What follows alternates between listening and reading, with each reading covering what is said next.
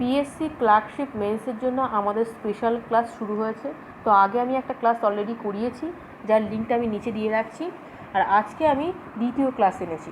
তো আজকে এই ক্লাসে আমি তোমাদের জন্য কি রেখেছি, ট্রান্সলেশন রেখেছি, আর দ্বিতীয় পার্টে রেখেছি কি রিপোর্ট রাইটিং। অর্থাৎ কি আজকে যে ক্লাস সেটাকে দুটো পার্টে ভাগ করা আছে, ট্রান্সলেশন এবং রিপোর্ট রাইটিং।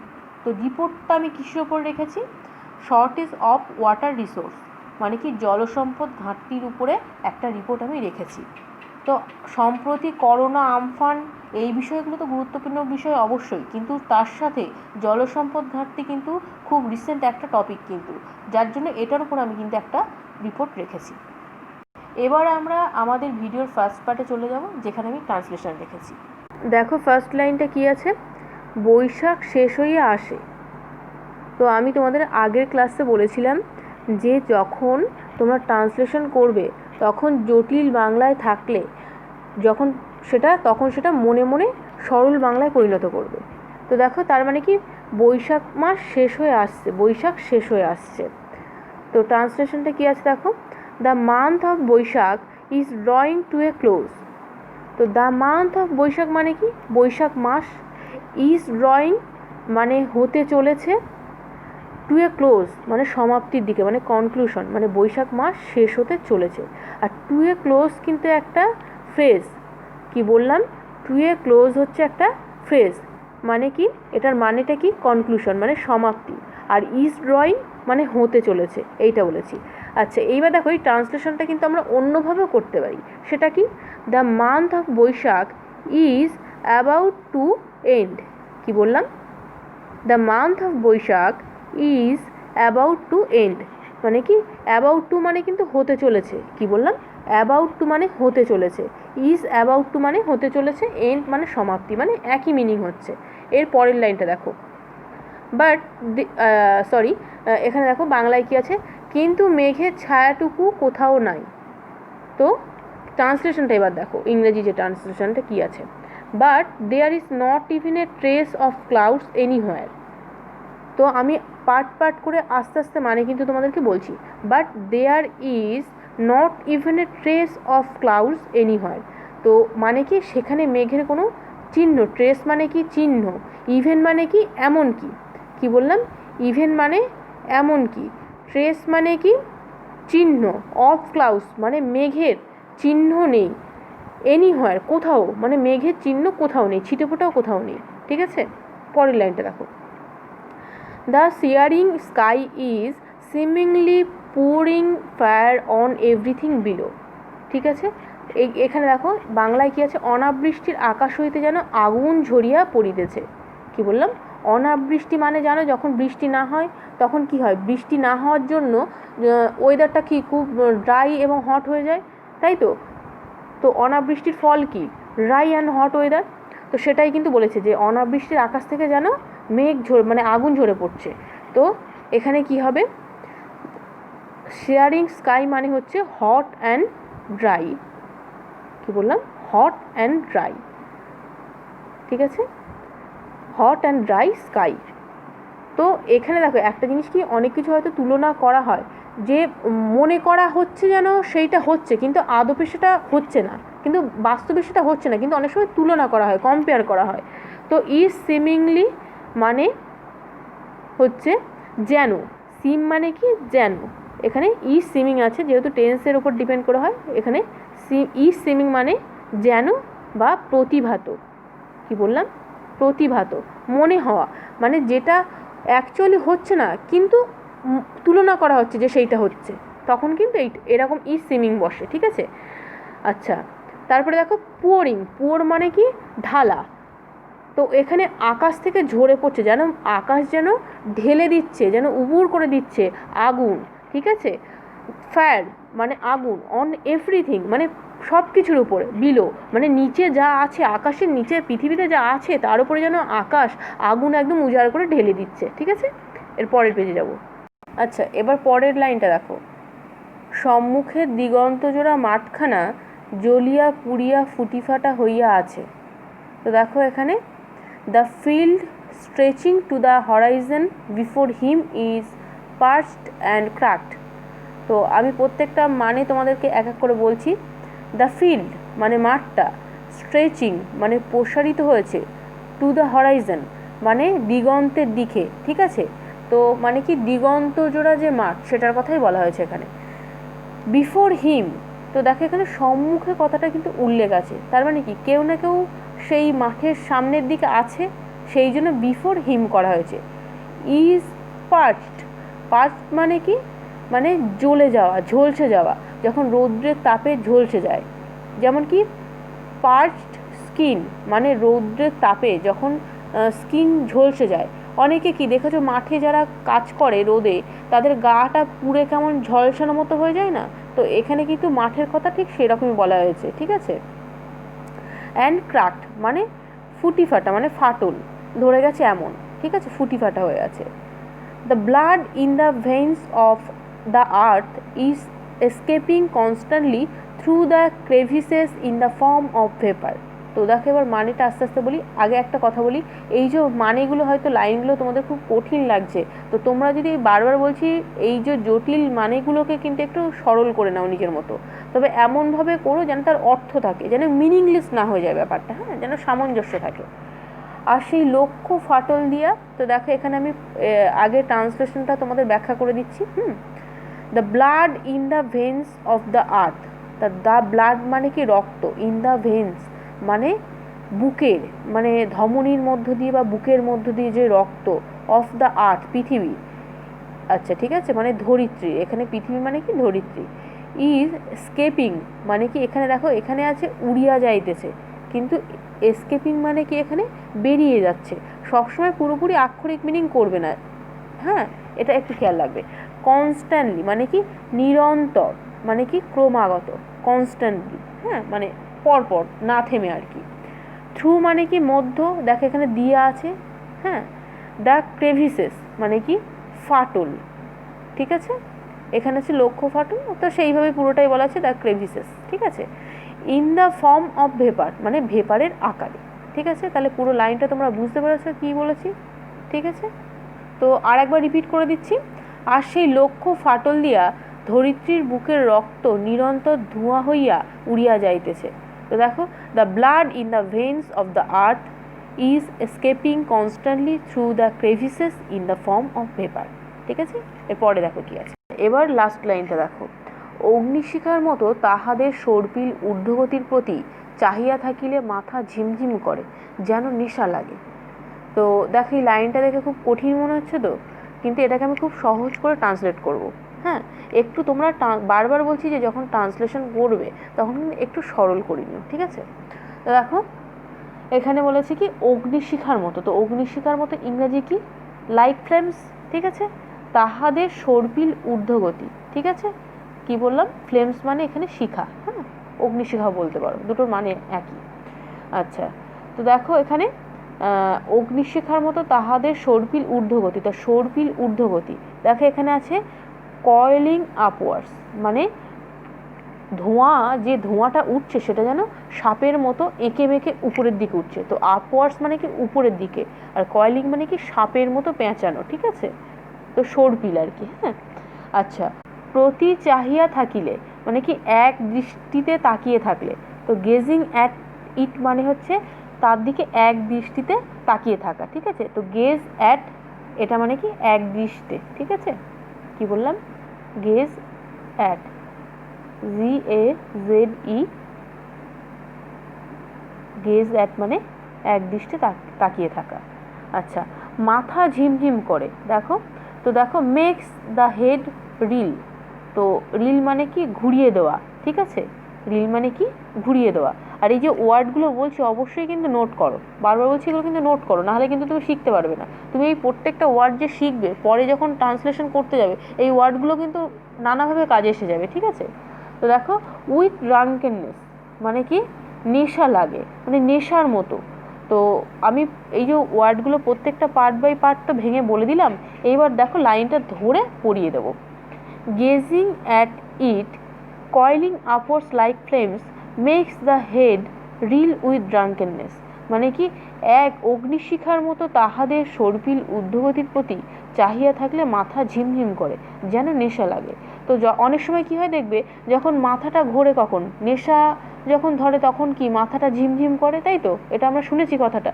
তো সেইটার কথাই কিন্তু এখানে বলা হচ্ছে যে একটা না সেই যে ধোঁয়াটা পেঁচিয়ে যে আকাশের দিকে উঠছে সাপের মতো, সেটার দিকে তাকিয়ে থাকলে মাথাটা ঝিমঝিম করে, যেন ঠিক যেন নেশা হলে যেমন হয় সেই রকম মনে হয়। ঠিক আছে, আমরা আমাদের ভিডিওর দ্বিতীয় পর্যায়ে চলে এসেছি।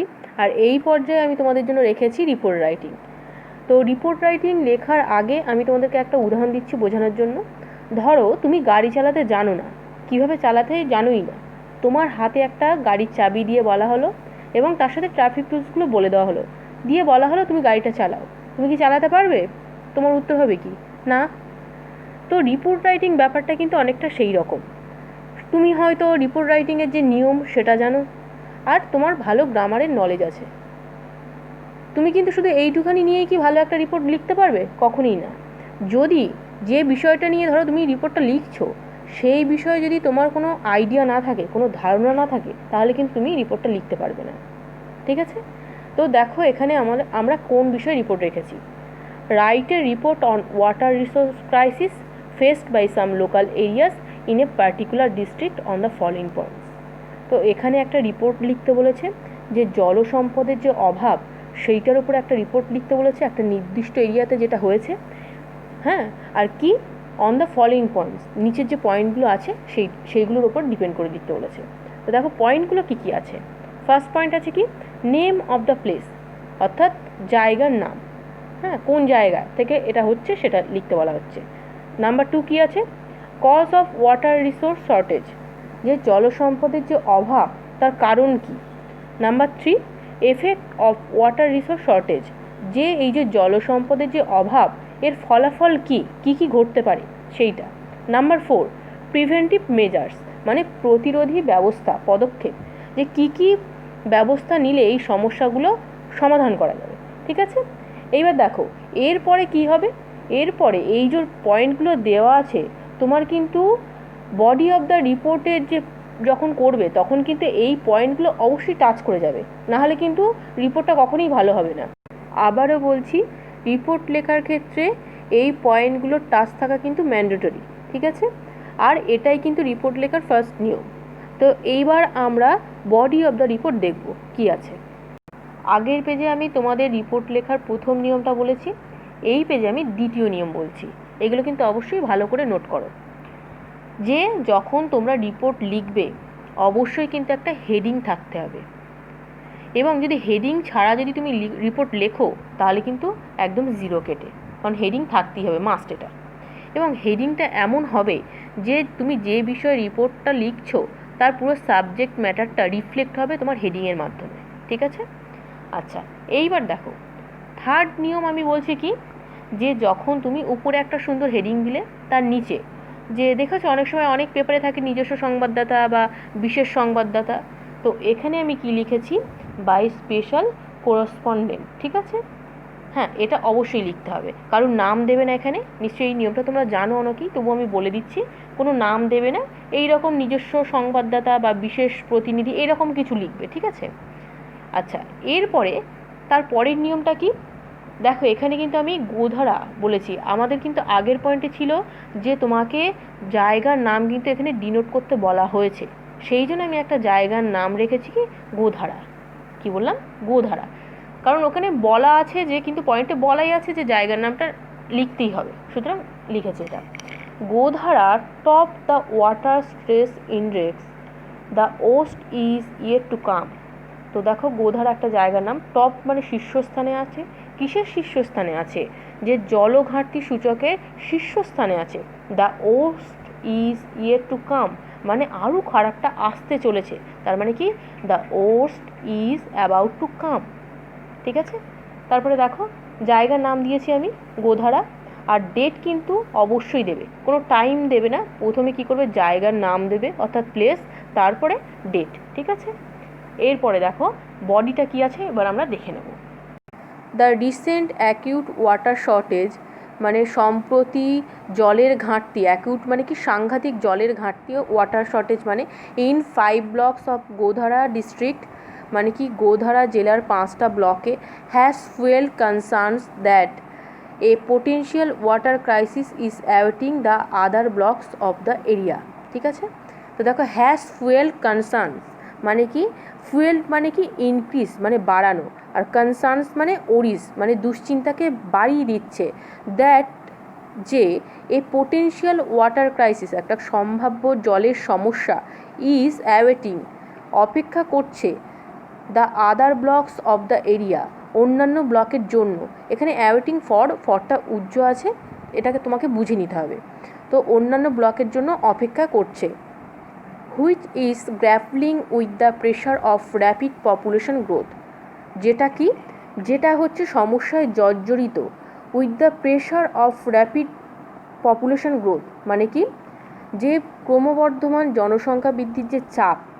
তারপরে কি বলছে দেখো, depletion of ground water level due to its excessive use for cultivation মানে কি, ডিপ্লেশন মানে কি এখানে মানে ডিক্রিজ মানে অভাব, কি বললাম অভাব, কি জলের লেভেলের যে অভাব মানে জলস্তর তো দিন দিন নিচের দিকে নেমে যাচ্ছে এখানে, সেটার কথাই বলা হচ্ছে। Due to its excessive use মানে এর অতিরিক্ত ব্যবহারের কারণে, ফর কাল্টিভেশন মানে চাষের কাজে। তো দেখো গ্রামের দিকে অনেক সময় কিন্তু পাম্প দিয়ে সেচ করা হয়, তোমরা দেখেছো নিশ্চয়ই যে জল দেওয়া হয়। তো অতিরিক্ত এই জল ব্যবহারের ফলে কি, যে পৃথিবীর নিচে যে জলস্তর আছে সেটা কিন্তু আস্তে আস্তে নিচের দিকে নেমে যাচ্ছে। তো সেই কারণে কি হচ্ছে, আরও দেখো আরও কী কী আছে, and adverse effect of climate change, এবং কি অ্যাডভার্স মানে বিপরীত, এফেক্ট মানে প্রভাব, অফ ক্লাইমেট চেঞ্জ তো আবহাওয়া পরিবর্তনের একটা বিপরীত প্রভাব। ঠিক আছে। তো দেখো এই যে এটা কেন বলা হচ্ছে এটা আমি একটু গুছিয়ে বলি। তার আগে একটা কথা বলছি, তোমাদের 2 নম্বর পয়েন্টটা কি মনে আছে, যে আগের পেজে কী ছিল, যে cause of water resource shortage, যে জলের যে অভাব তার কারণ কি। ঠিক আছে। তো দেখো আমি কিন্তু খুব চালাকির সাথে একদম ডিরেক্ট ওই সেন্টেন্স দিয়ে শুরু করিনি, কিন্তু এখানে কিন্তু কারণগুলো কিন্তু সব বলা আছে।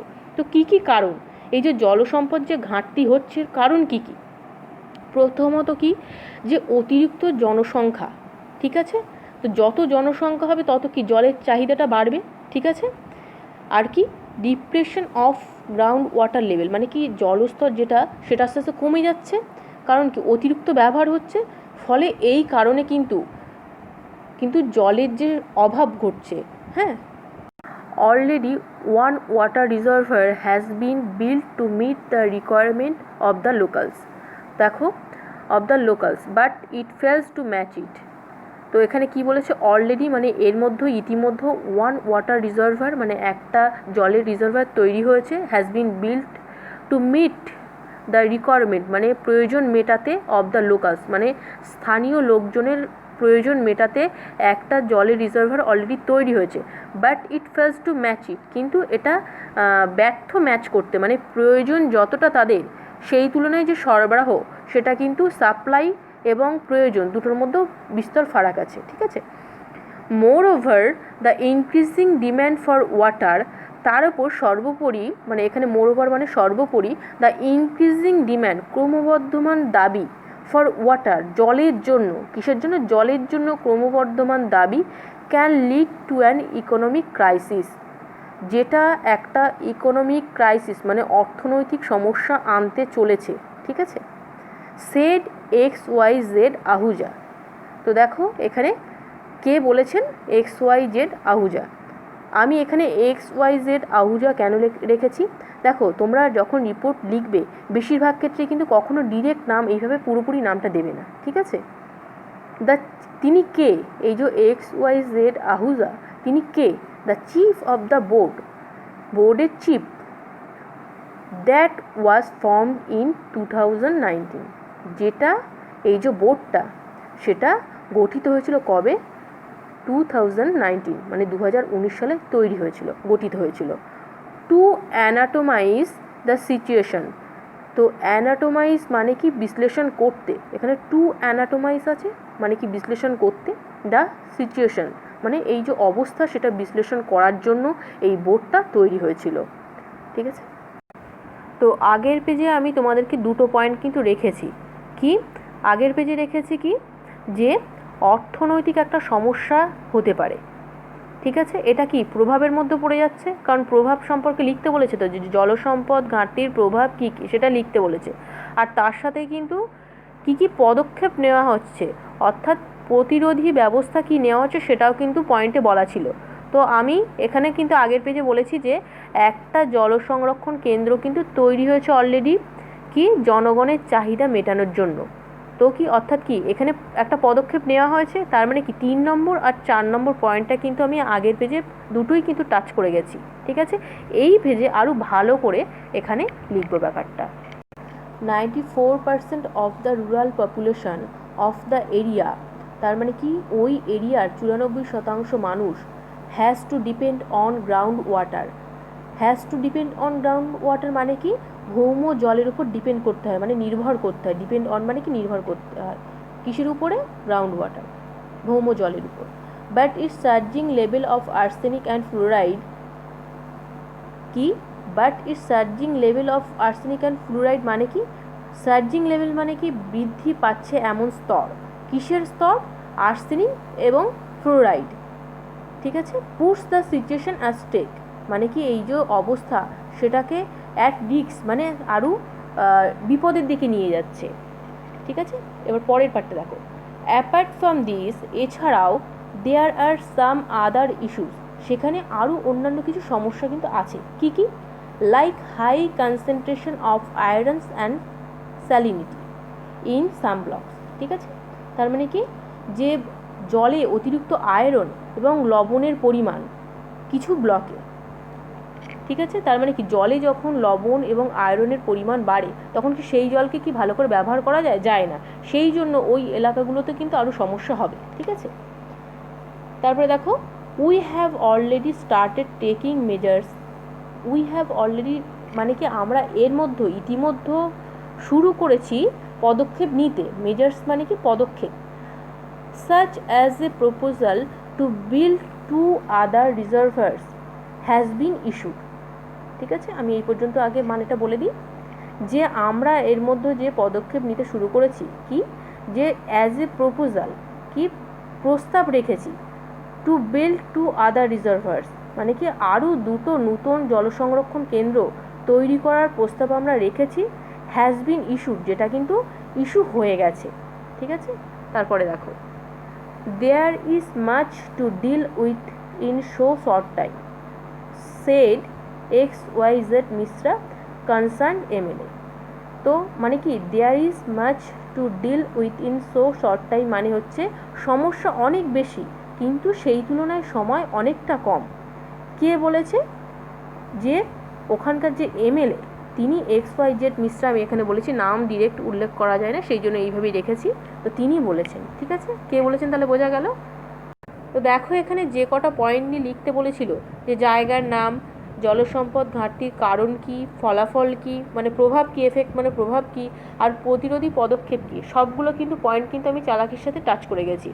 তো এটাই কিন্তু একটা ভালো রিপোর্ট লেখার কিন্তু গুণ, কিন্তু এইভাবেই কিন্তু রিপোর্টটা লিখবে, এইভাবেই লিখতে হয়।